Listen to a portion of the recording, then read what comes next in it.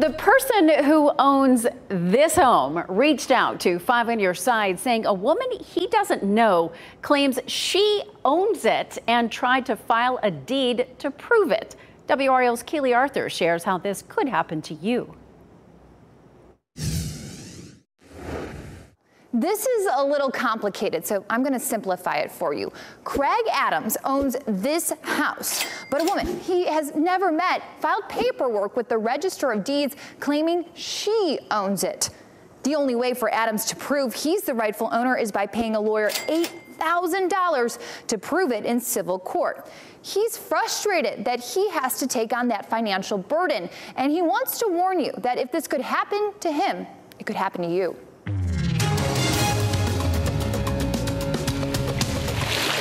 Dr. Craig Adams signed off on the construction of every square foot of his Raleigh home. Built this house, been in it almost 4 years, had a great So when a stranger tried to claim it as their own, he was confused. You know, something like this really makes you feel violated, vulnerable. Adams says a woman filed a fraudulent warranty deed with the Wake County Register of Deeds, claiming she owned the property. Adams says she didn't have to show any ID or proof that she owned the home to file that document. There's no inquiry as to who owns the property.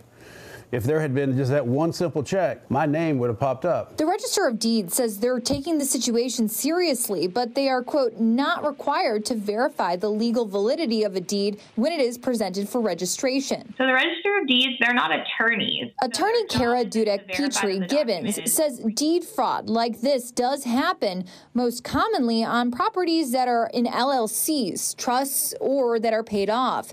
She told 5 on Your Side there's not really any way to prevent this, and there's a lengthy legal process to correct it. You're a victim of fraud, and then you're doing all this work and having to spend money to clean up something that you did nothing to have happen to you. Adams is now pursuing charges, but even if there is a conviction, he still has to go through the civil process, which he's been told will cost him around $8,000. This woman went down mid-August, filed this claim, and it's created a nightmare.